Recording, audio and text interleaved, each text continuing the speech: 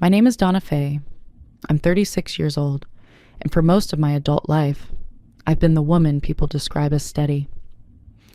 I live in a quiet neighborhood outside the city.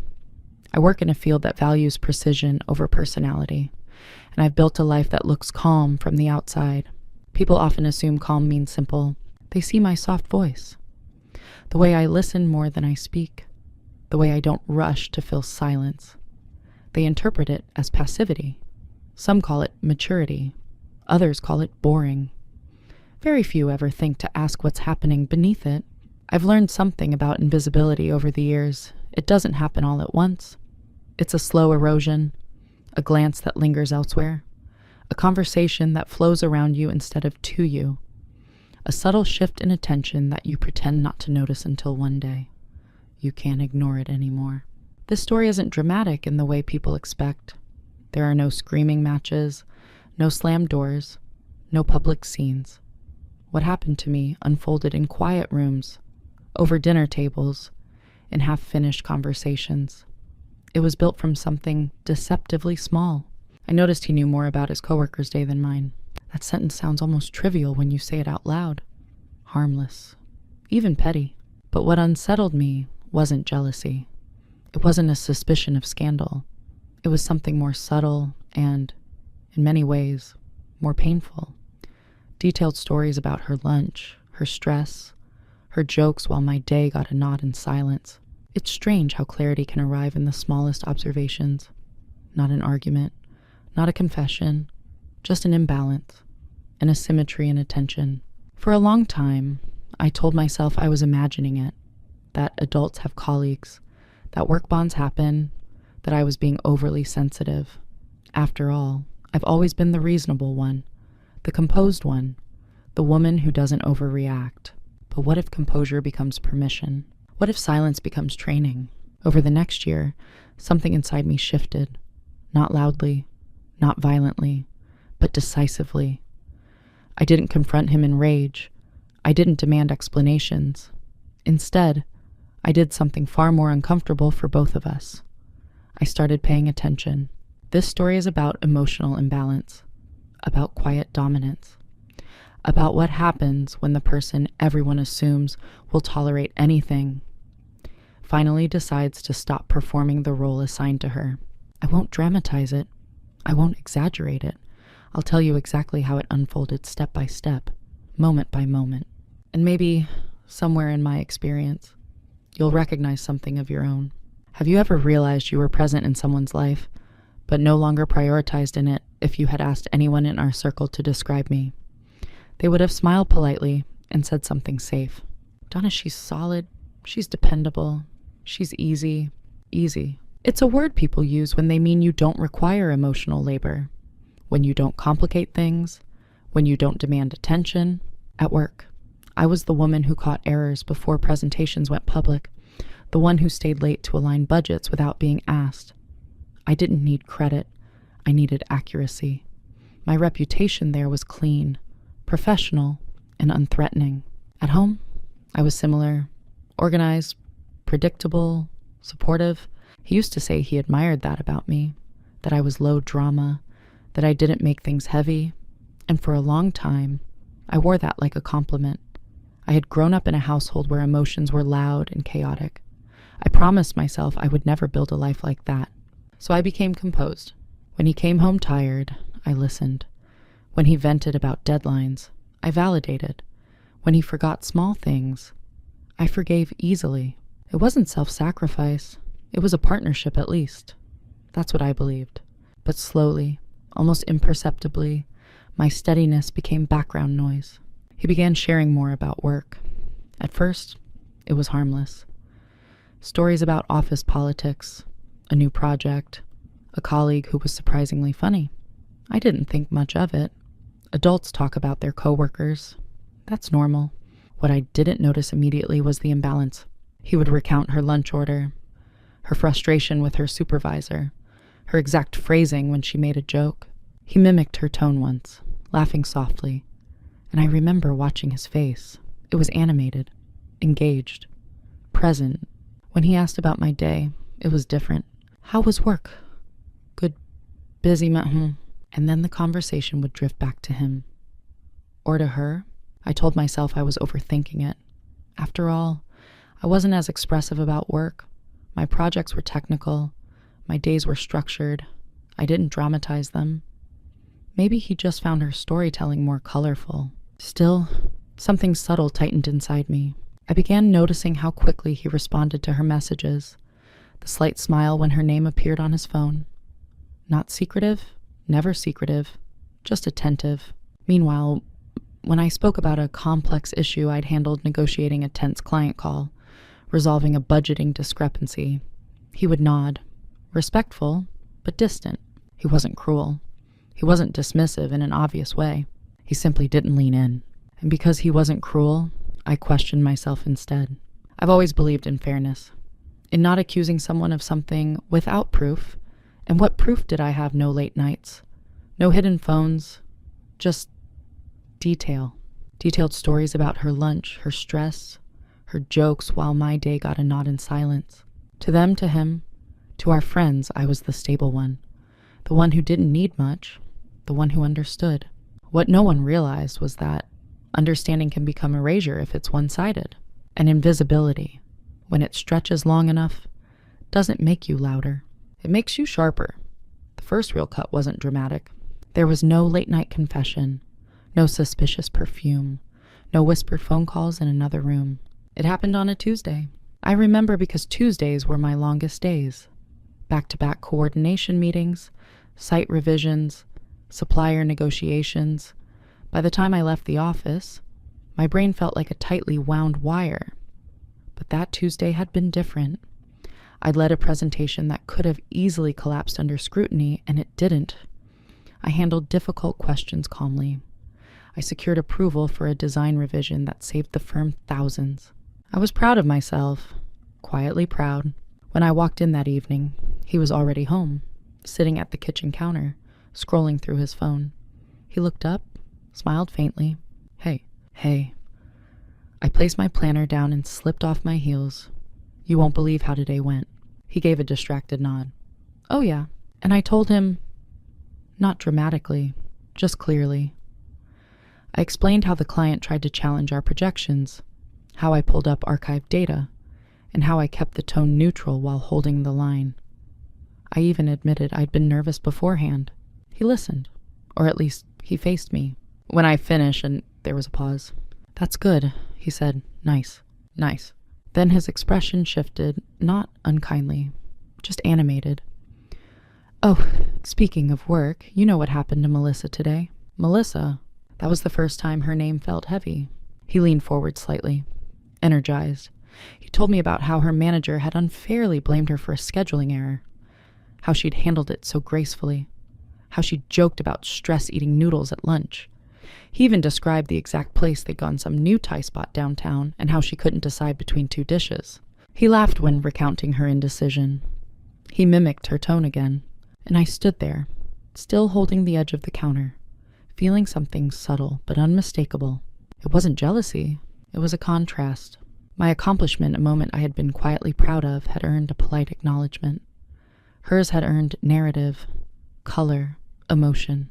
I tried to stay present. I nodded at the right moments.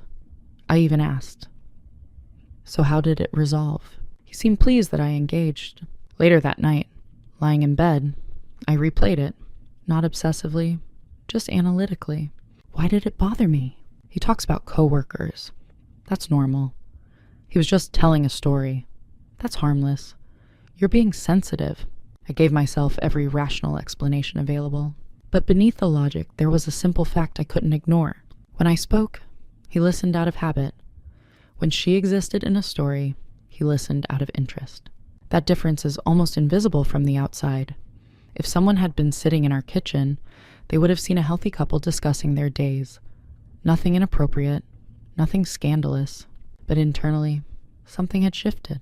That Tuesday planted a question in me I hadn't asked before. When did I stop being the most interesting person in my own marriage? I didn't confront him.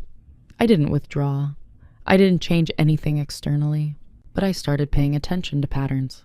Because sometimes the first small cut isn't meant to wound you deeply. It's meant to wake you up. The thing about subtle imbalance is that it rarely announces itself. It settles in quietly.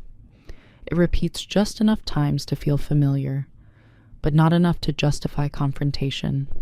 And if you're someone like me, measured, rational, careful with accusations, you learn to file each instance away instead of reacting. After that Tuesday, I began noticing the rhythm. It wasn't just Melissa's stories. It was the energy attached to them. He would come home and start with, "You won't believe what happened today." And I already knew the narrative arc before he finished the sentence.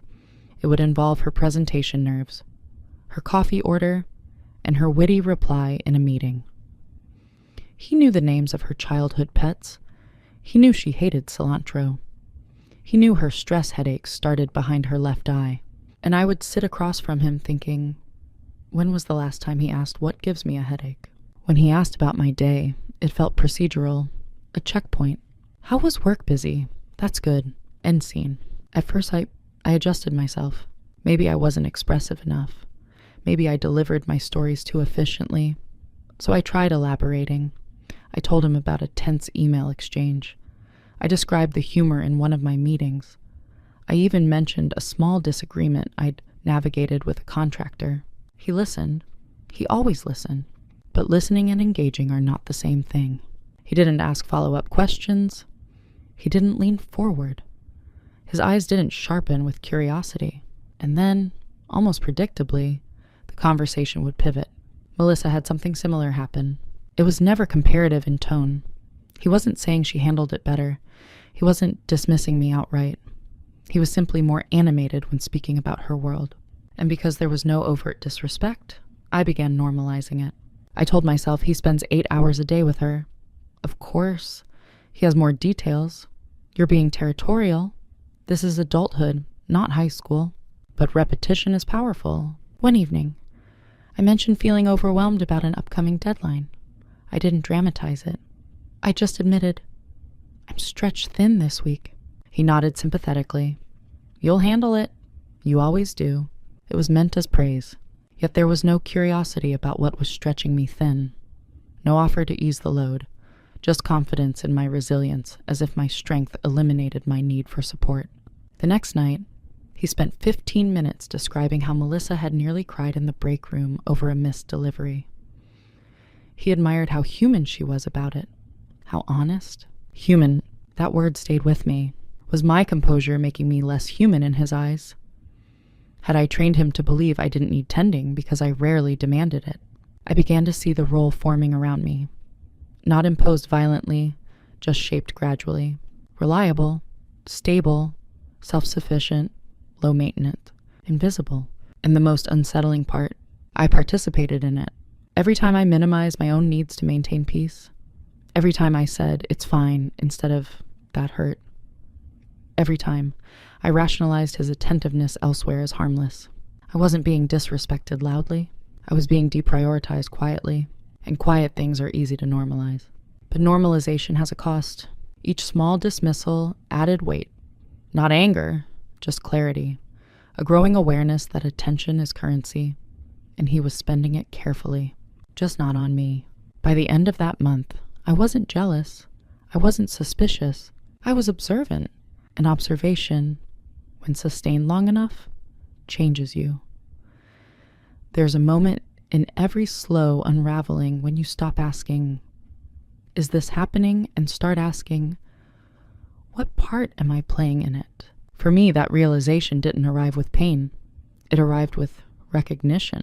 One evening, we were at a small dinner with friends. Nothing formal, just wine, soft music, conversation drifting from work gossip to vacation plans. I watched him across the table as he described something that had happened at the office. Of course, Melissa was in the story. Everyone laughed at the way he imitated her dramatic sigh. Someone teased him lightly. You two sound like work spouses. He smiled. Not embarrassed, not defensive, just amused. And I smiled too, because that was my role. The composed wife, the secure one, the woman who didn't make scenes over jokes. I even added lightly, as long as she's meeting deadlines. I suppose I can share him from 9 to 5. Everyone laughed again, but internally, Something aligned with precision. I saw it clearly then I had been cast. I was the stable foundation, the emotional adult in the room. The woman was so confident that she didn't need reassurance. The woman was so grounded that she didn't require attention. And roles, once assigned, are reinforced socially. If I had shown discomfort in that moment, it would have felt disproportionate, insecure, dramatic, out of character, because that wasn't who I was to them. At home, it was subtler but similar. When did he forget to ask about my meeting that fit the narrative I was capable? When he vented about Melissa's stressful week, that fit too. I was supportive. When I absorbed both without a visible reaction, that confirmed it. Reliable, useful, invisible. The unsettling truth was that no one had forced this role on me. I had earned it through consistency, through calmness, through years of proving I could handle myself. But strength, when displayed without vulnerability, can become a cage. He didn't check in deeply because he believed I didn't need checking in. He didn't worry about losing me because I never threatened to leave. He didn't prioritize my stories because he assumed I would always be there to tell them again tomorrow. There was no malice in it. That's what made it harder to confront. Malice is clear. It gives you permission to be angry. Neglect wrapped in admiration. That's confusing. You're so strong. You don't get jealous. You're not like other women. Compliments that slowly erase your humanity. I remember standing in the kitchen one night while he texted, smiling faintly at something on his screen. I didn't ask who it was. I already knew. Instead, I studied my reflection in the dark window. Who am I in this story? Not the victim, not the villain, not even the rival. I was the constant, and constants are rarely celebrated. They are expected. That realization didn't break me. It steadied me. Because once you recognize the role you've been assigned, you're left with a quiet choice. Continue performing it, or redefine it entirely. I didn't say anything that night, but something inside me shifted from reactive to deliberate. And deliberate women are rarely underestimated for long. The shift didn't happen during an argument. It didn't happen when I saw a message I shouldn't have seen. It didn't happen because of anything dramatic. It happened on a Thursday evening in complete stillness. I had come home early that day, a rare occurrence. One of my afternoon meetings had been postponed, and I decided not to fill the space with errands or productivity. I made tea. I sat at the dining table with my planner open but untouched. The house was quiet in a way that felt unfamiliar, like it belonged entirely to me. And for the first time in months, I allowed myself to think without defending him in my own mind. That was new. Usually, my thoughts ran like this. He doesn't mean it. You're overanalyzing. This is normal. But that evening, I didn't rush to excuse anything. I simply replayed pattern, tone, timing, energy. I asked myself one question, calmly. If nothing changes, can I live like this for 5 more years? The answer arrived without drama. No, not because he was unfaithful, not because he was cruel, but because I was shrinking. I had started editing myself in small ways, shortening my stories, not mentioning certain frustrations, not sharing moments of pride. I was becoming efficient even in my emotional expression, because efficiency was all that seemed required of me. That evening, he came home slightly later than usual. He walked in energized. You know what Melissa did today? There it was again, the spark in his voice.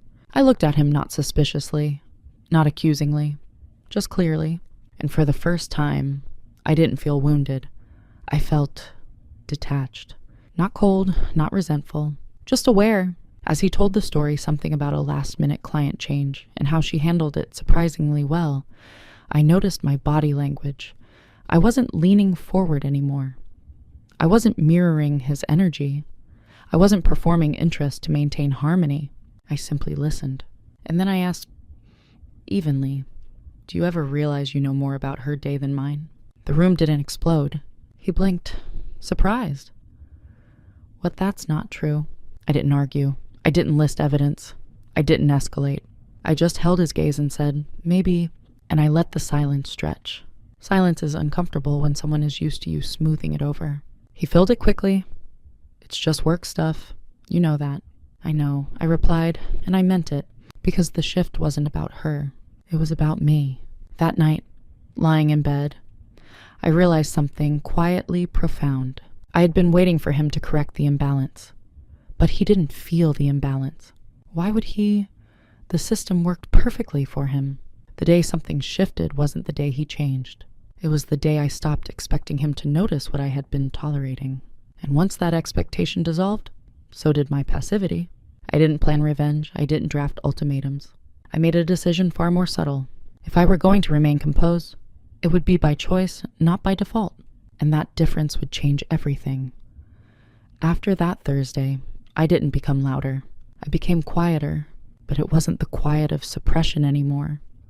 It was the quiet of evaluation. There's a difference. Before, my silence had been protective. I didn't want to overreact. I didn't want to accuse unfairly. I didn't want to destabilize something that technically wasn't broken. Now, my silence was strategic. I stopped filling conversational gaps. I stopped prompting him to elaborate. I stopped asking follow-up questions about Melissa's day. Not abruptly, not in a way that could be pointed to and labeled as passive-aggressive. I simply withdrew extra energy. The first week, he didn't notice. Why would he? The routine still functioned. I still cooked dinner twice a week. I still kept the house organized. I still responded kindly. But the subtle labor, the emotional cushioning began to disappear. When he came home and launched into a story about her, I listened politely, then let the conversation rest when he finished. No more. Oh, really? What did she say after that? No more. That must have been stressful for her. Just, At first, he mistook it for tiredness. You okay? He asked one evening. I'm fine, I replied, and that was the unsettling part. I wasn't angry. I wasn't hurt in the way I had been before. I felt measured. While he continued investing emotional energy outward, I redirected mine inward. I reopened accounts I hadn't reviewed in months. I analyzed our joint expenses. I looked at my personal investments, not because I was planning anything dramatic, but because clarity feels powerful. I also began documenting not secretly, not obsessively, just accurately. Dates, conversations, patterns, the frequency of certain topics, the absence of others. There's something grounding about data. It removes emotion from perception. The more I observed, the more I realized something else. He interpreted my calm stability. When I didn't question him, he assumed trust. When I didn't protest, he assumed comfort. When I didn't demand, he assumed contentment. Silence, to him, meant peace. But to me, it had become preparation. One night, he said casually, "You've been really low-key lately." It's nice. I looked at him carefully. Nice.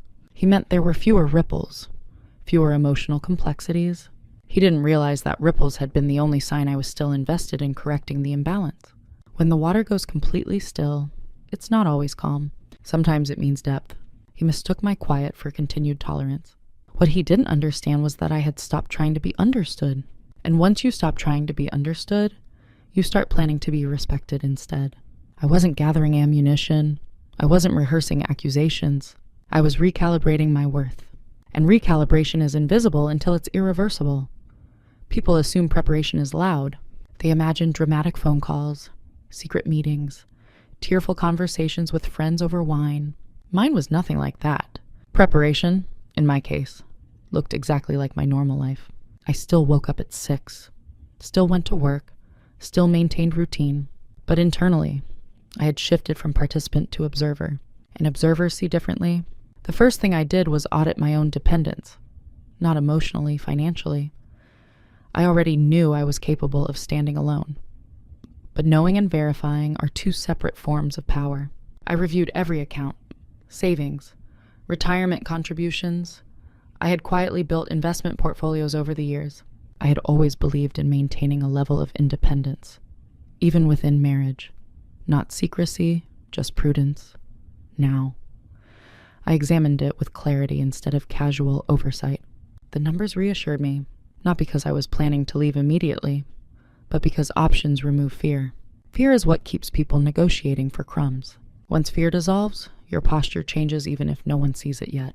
I also began paying attention to language. When he spoke about Melissa, I no longer filtered it emotionally. I cataloged it. Frequency daily, tone animated, detail level high, Comparative curiosity about my life, minimal. I watched how often he checked his phone during dinner, how quickly he responded, how rarely he initiated questions about my internal world. Again, no secrecy, no locked screens, just prioritization. One Saturday morning, we were having coffee, and he mentioned that Melissa was considering applying for a promotion. "She's nervous," he said. "I told her she'd be great." I stirred my cup slowly. "Did you?" "Of course." He smiled. "She needs confidence sometimes." I nodded. And then I asked, gently, "When was the last time you told me I'd be great at something?" He frowned slightly, thinking, "I tell you that all the time." He didn't, but I didn't argue. I simply noted the gap between perception and reality. The most powerful shift wasn't external. It was internal detachment from validation. I stopped waiting for him to see me. Instead, I began seeing myself more clearly. I reconnected with professional contacts I'd neglected socially. I updated my resume, not because I needed a job, but because staying current is intelligent. I attended an industry networking event alone, something I used to invite him to. When he asked how it went, I gave a neutral summary. "It was productive." He nodded. "Nice. Nice." The word no longer irritated me. It informed me. Meanwhile, he continued assuming the structure of our life was secure, that my composure meant permanence, that my silence meant contentment. What he never noticed was the subtle shift in my gaze. I was no longer looking at him for reassurance. I was assessing alignment of values, alignment of attention, alignment of effort. And the truth, once seen clearly, is difficult to unsee. Preparation isn't about plotting against someone. It's about ensuring you will never again negotiate from a position of invisibility. By the end of that month, I had something I hadn't possessed before. Not anger, leverage. And leverage doesn't announce itself. It waits. The reveal didn't come from discovering something scandalous. There were no hotel receipts, no hidden bank transfers, no messages that crossed a line explicitly enough to justify outrage. What I discovered was quieter and far more decisive. It happened on a Sunday afternoon while he was out running errands. I wasn't searching through his phone. I wasn't digging for proof. I was sitting at the dining table reviewing our shared calendar, something I had always managed. That's when I noticed it. A pattern of lunches, not daily, not even weekly at first glance, but consistent enough to form a rhythm.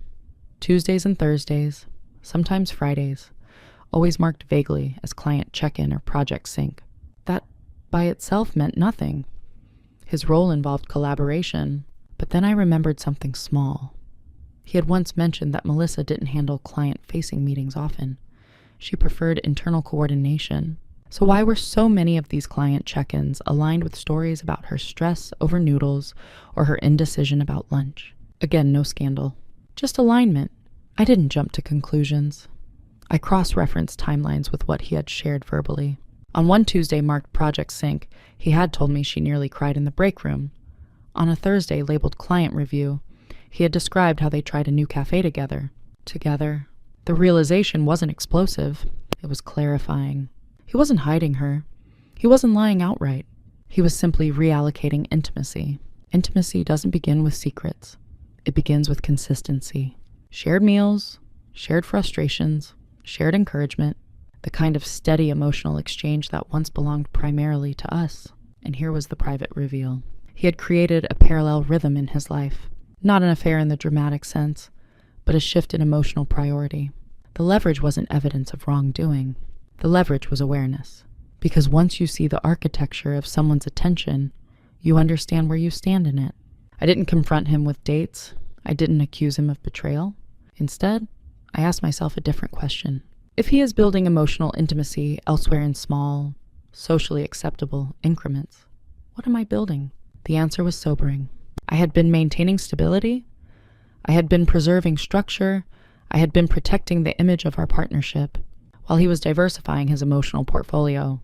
The clarity settled over me like cool air, not suffocating, invigorating. There was something almost freeing about it, because this wasn't about catching him. It was about recognizing that I was no longer at the center of his daily narrative. And here's what most people misunderstand about moments like this. Pain makes you reactive. Clarity makes you strategic. I didn't feel rage. I felt resolved. If he could slowly recalibrate his emotional investments without declaring it, then I could recalibrate my life with the same quiet precision. No accusations, no scenes, no public unraveling, just decisions.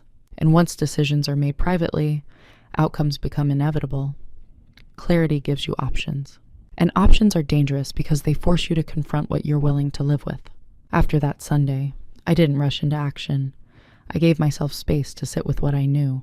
Not emotionally, but structurally.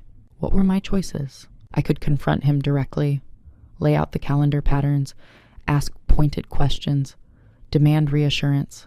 That would likely produce apologies, maybe even a temporary behavioral change. But apologies don't restructure priorities. They only soften guilt. I could also ignore it, continue the marriage as it was stable, functional, socially acceptable. Many people live that way. Parallel emotional lives, quiet compromises. There's no scandal in it, no headline, just slow erosion. Or I could do something irreversible. Not explosive, not theatrical.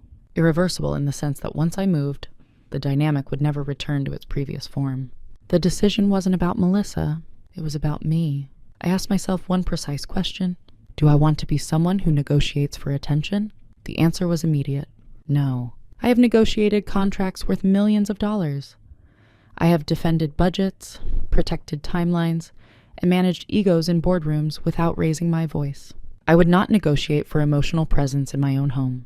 That realization eliminated half my options. Confrontation for validation was no longer appealing. What remained was alignment. If he was quietly building something separate, even if it never crossed a line legally or physically, then I needed to quietly realign my own life toward environments where I was central, not peripheral. That's when I made the irreversible choice. I scheduled a private consultation, not with a therapist, not with a friend, with an attorney, not to file immediately, not to threaten, just to understand. Knowledge is stabilizing. It removes fantasy from fear. The meeting was calm, factual. We reviewed assets, discussed state laws, examined timelines. There was no drama in the room, just information. When I walked out, something in my spine felt straighter. I hadn't declared war. I hadn't accused him of betrayal. I had simply ensured that if I ever chose to leave, I would do so from strength. That's what made it irreversible. Because once you know you can leave without chaos, you stop tolerating what diminishes you. I went home that evening and made dinner as usual. He told me about Melissa's upcoming presentation. I listened without reaction. He asked, "You're quiet lately. Everything okay?" I looked at him gently. Yes. And for the first time, that answer contained distance, not anger, decision. He didn't feel the shift yet, but I did. And once a woman decides she no longer fears the outcome is already moving toward her. Once the decision was made, I didn't rush. Irreversible choices deserve deliberate pacing. The consultation with the attorney hadn't been an act of aggression. It was an act of orientation. I needed to understand the landscape before taking a single visible step. And once I understood it, I began moving not emotionally, but structurally. First, I separated what had long been blurred. I redirected my salary into an individual account, perfectly legal, sensible, even. I adjusted automatic transfers. I increased contributions to my personal investment portfolio. Nothing dramatic enough to trigger suspicion, just optimization. If he noticed that he didn't mention it, he trusted me with finances. Ironically, that trust had always been a point of pride between us. I managed details well. Bills were paid, accounts were balanced, taxes were filed early. Reliability is disarming. While he remained animated about Melissa's upcoming promotion interview, I was reviewing long-term asset allocation. One Tuesday evening, he said casually, "She's nervous about the panel tomorrow." I told her she's overthinking it. I sliced vegetables calmly. "That was kind of you." He smiled. "Yeah, she needs someone steady." I almost laughed. Not cruelly, just internally. Steady. He didn't see the symmetry. While he positioned himself as emotional steadiness in her world, I was becoming logistical steadiness in mine. I also began reorganizing our physical space in subtle ways. Not hostile rearrangements, just quiet adjustments. I boxed personal documents and stored them neatly in my office cabinet. I digitized records. I created backups. Preparation feels mundane when you're doing it properly. There are no dramatic music cues, just folders and spreadsheets. At the same time, I stopped overfunctioning at home. I no longer anticipated his needs before he voiced them. I no longer reminded him of appointments he could track himself. I no longer absorbed scheduling conflicts automatically, not out of spite, out of recalibration. If he was capable of managing emotional bandwidth elsewhere, he was capable of managing practical bandwidth here. The first time he forgot a dentist appointment, he looked mildly annoyed. I thought you had that in the calendar. I said evenly. I figured you might prefer handling your own schedule. He shrugged, slightly confused. Sure. Yeah, that's fine. He didn't connect it to anything larger. That's the nature of quiet movement. From the outside, nothing looks unstable. No raised voices, no slammed doors. But internally, the architecture is being redesigned. I wasn't gathering evidence to punish him. I was removing dependence to free myself. And here's what people misunderstand about silent strategy. It's not cold. It's respectful. I wasn't humiliating him. I wasn't exposing him socially. I wasn't retaliating. I was simply ensuring that when the moment came to speak clearly, I would not be negotiating from vulnerability. Meanwhile, he continued believing the absence of conflict meant the presence of harmony. He mistook calm for continuity. He didn't realize calm can also mean conclusion. By the end of that month, everything was in place. No one had noticed, especially not him. And that was the point. Consequences rarely arrive with sirens. They arrive with an absence. At first, he didn't feel anything dramatic. There was no explosive confrontation, no sudden withdrawal of affection. The house still functioned. We still shared meals. We still slept in the same bed. But something subtle had shifted in the air, something he couldn't name. I stopped initiating conversations at night. That was the first noticeable change. For years, I had been the one to ask, "How are you really feeling? Or did something at work linger with you today?" I used to invite depth. I used to create space for it. Now, when he finished his stories, often still centered around Melissa's stress or triumph, I let the silence settle.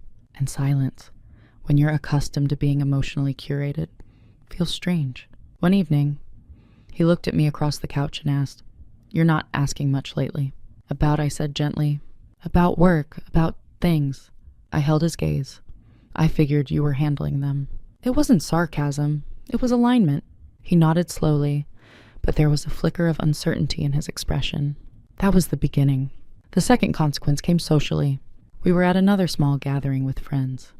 He began telling a story again involving Melissa's promotion panel. Halfway through, he glanced at me, perhaps expecting my usual light commentary, the balancing humor I often added. I simply smiled politely and sipped my wine. The story felt flatter without my participation. Later that night, he said, "You've been different around people." "In what way?" "You're just quieter."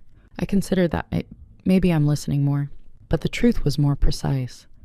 I was no longer buffering his emotional enthusiasm with my stability.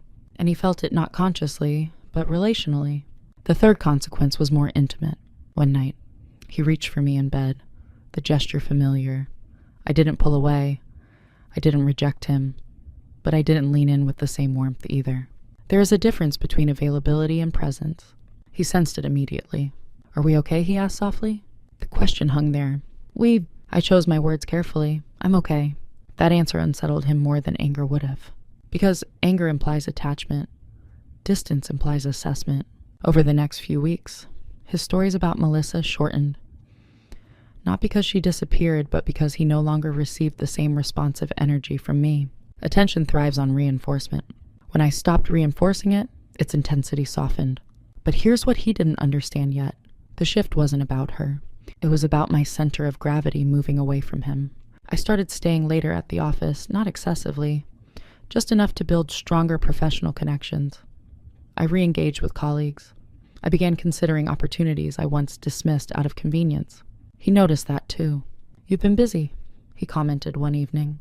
"Yes," I said productively. There was a subtle edge of loss in his tone when he replied, "That's good." Good. He was beginning to feel something missing, though he couldn't articulate what it was. Not drama, not arguments. Just the absence of being emotionally prioritized at home. The same absence I'd been living with quietly for months. Consequences don't punish. They mirror, and slowly, almost imperceptibly, he was starting to feel the reflection of what he had normalized. Not as an accusation, as a void. The moment he realized something was wrong didn't arrive with shouting. It arrived with confusion. Confusion is quieter than panic, but heavier. One evening, he came home earlier than usual. I was in my office work reviewing documents, not secretively, just intentionally. My laptop was open. My planner is beside it. He stood in the doorway, longer than necessary. "You've been in here a lot lately," he said.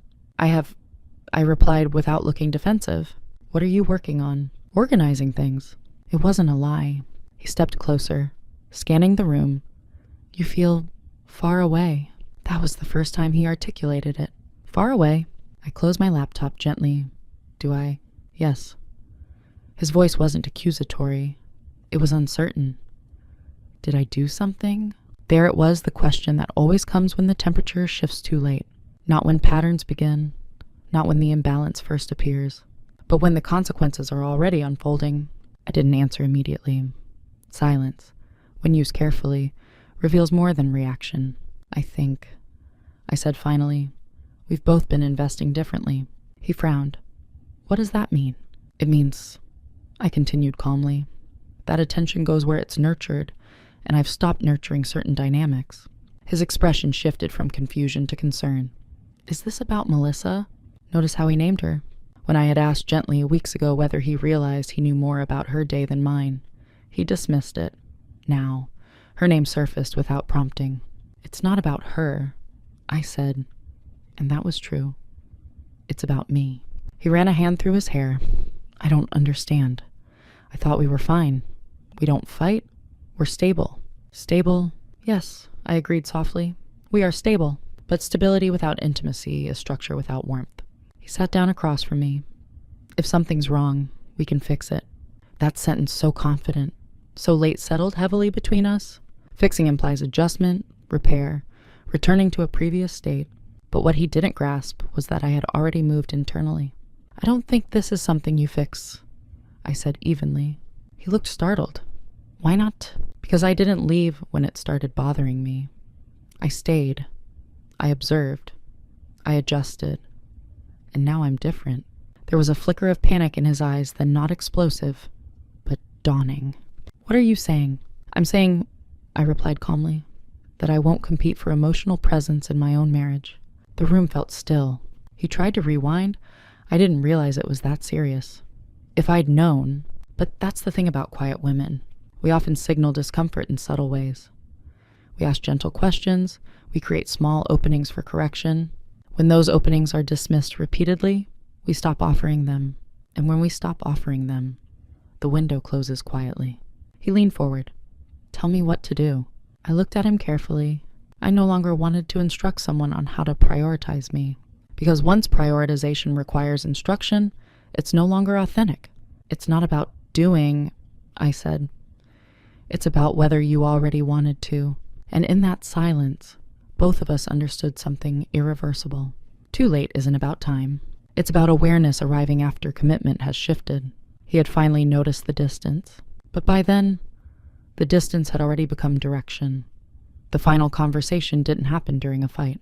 It happened on a Sunday morning, at the same dining table where I had first noticed the calendar patterns months before. Sunlight filtered in through the windows. The house was quiet, almost gentle. He sat across from me, hands loosely clasped, as if trying not to appear defensive. "I've been thinking about what you said," he began. "About investing differently." I nodded. And I didn't see it. Not the way you did. His voice was steady but strained. "I never meant to push you to the side." "I know," I replied, and I did. That was the complexity of it. There was no villain in this story. No betrayal is dramatic enough to justify rage. Just neglect slow enough to feel normal. "I got comfortable," he admitted. "You're strong. You don't complain." I assumed that meant you were okay. There it was again. Strength mistaken for immunity. "I was okay," I said calmly. "Until I wasn't." He looked at me carefully, as if trying to measure how far he had already lost me. Is there someone else? The question didn't offend me. It revealed projection. No, I answered. There doesn't have to be. Silence settled between us, not hostile, just heavy with clarity. I can change, he said. I can pull back, set boundaries, be more present. I believed he meant it. In that moment, he probably did. But change driven by fear of loss feels different than change driven by internal conviction. I don't need you to pull back from anyone, I said. I need you to understand what it means when your emotional energy consistently flows outward instead of inward. He swallowed, absorbing that. You're saying I chose her over you. No, I replied gently. I'm saying you stopped choosing me deliberately. That distinction matters, because neglect isn't always about choosing someone else. Sometimes it's about no longer choosing the person you already have. He exhaled slowly. I didn't realize I had to keep choosing. I held his gaze. You do. Marriage isn't maintained by the absence of conflict. It's maintained by the presence of intention. He leaned back in his chair, the weight of understanding finally visible. So what happens now? There was no tremor in my voice when I answered. Now, I follow through. With what? With the clarity I've gained. I didn't raise my voice. I didn't accuse him of emotional infidelity. I didn't list dates or examples. I simply told him that I had already met with an attorney, that I had prepared quietly, that I would be filing for separation. His face drained of color not because he felt attacked, but because he finally grasped the depth of my resolve. You didn't even fight me, he said softly. I did, I replied, just not out loud.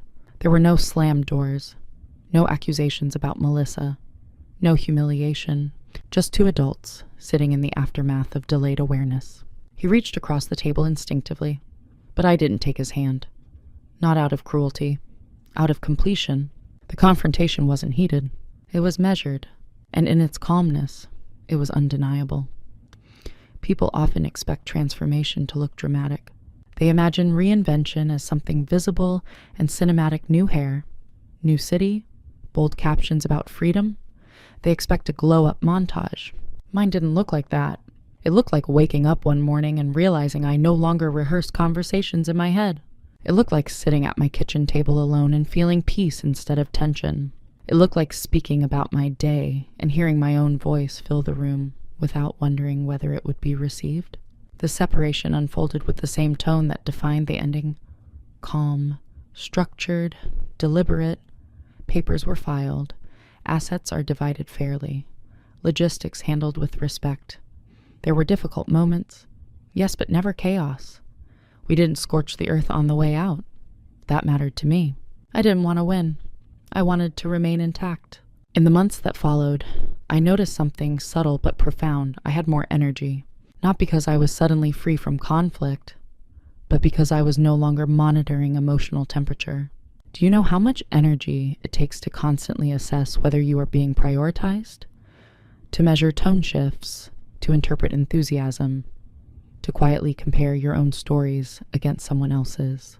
When that mental accounting stopped, space opened up. I redirected it to my work first. I accepted a leadership role I had once declined because it required more visibility. I used to tell myself I didn't need that kind of spotlight. Now I understand the difference between humility and self-minimization. I began speaking in meetings without compressing my thoughts into efficient summaries. If I had insight, I would let it unfold fully. If I disagreed, I did so without cushioning it excessively. And something surprising happened. People leaned in, not because I became louder, but because I stopped shrinking. Outside of work, I rebuilt rhythms that were mine alone. Morning walks without rushing home. Dinners with friends, where I didn't check my phone to see if someone needed me. Weekends are structured around curiosity instead of maintenance. I also examined myself with honesty. Where had I mistaken composure for communication? Where had I believed that being low maintenance was the same as being emotionally mature? Where had I silently hoped someone would notice my needs without me articulating them? That reflection was uncomfortable, but necessary. He didn't wake up one day and decide to sideline me. He responded to the pattern I consistently reinforced: strong, steady, undemanding. And strength without expressed need can create the illusion that you require nothing. Now, I practice something different. When something matters to me, I say it. When I feel overlooked, I address it early. When I am proud, I let the pride exist without apologizing for it. Strength and vulnerability are no longer opposites in my life. They are partners. People sometimes ask if I regret not fighting harder to preserve the marriage. But that question assumes fighting means arguing. I fought in the only way that aligns with who I am. I fought by observing instead of exploding, by preparing instead of panicking, by choosing dignity over drama, by leaving before resentment could calcify into bitterness. And perhaps most importantly, I fought by refusing to compete for a place that should never have required competition. I don't hate him. I don't resent her. In many ways, she was simply a mirror that revealed the drift. Quiet dominance isn't coldness. It isn't manipulation. It isn't revenge disguised as silence. It is the discipline to act from clarity rather than wounded pride. To leave when alignment disappears. To stay calm when others expect chaos. To choose yourself without theatrics. Who I am now is not hardened, not guarded, not suspicious. I am aligned. Aligned with the understanding that being calm does not mean being invisible, that being strong does not mean being silent, that being secure does not mean accepting emotional crumbs. And perhaps the most important shift of all, I no longer fear being overlooked, because I no longer overlook myself. When people hear this story, they often look for a villain. They want to know if he apologized desperately, if Melissa ever realized what role she played, if I ever regretted not yelling, not demanding, not fighting louder. But this was never a story about catching someone in wrongdoing. It was about noticing the imbalance early enough to preserve my dignity. There's a quiet kind of erosion that happens in relationships when attention shifts gradually. Not dramatically enough to justify outrage, not clearly enough to point to betrayal, just subtly enough to make you question your own sensitivity. That's the most dangerous kind, because it teaches you to shrink instead of speak, to rationalize instead of reflect, to tolerate instead of recalibrate. What I learned is simple, but not easy. Attention is a form of love, where someone invests their curiosity, their detail, their emotional energy that reveals priority more accurately than words ever will. And if you find yourself quietly competing for presence in your own relationship, pause. Don't explode. Don't humiliate. Don't rush into drama. Observe. Ask yourself whether you are being chosen intentionally or simply assumed. There is power in restraint, but restraint without boundaries becomes self-erasure. I chose not to scream. I chose not to accuse. I chose not to beg. Instead, I chose alignment. And sometimes the most powerful statement a woman can make isn't loud at all. It's the moment she stops negotiating for what should have been freely given. If you've ever felt invisible in a place where you once felt central, did you speak immediately? Or did you, like me, wait until clarity was undeniable? I'd really like to hear your perspective. Tell me, at what point do you believe quiet becomes too quiet? Cảm ơn bạn đã theo dõi. Hãy bấm đăng ký và bật chuông để luôn cập nhật nội dung mới. Hẹn gặp lại.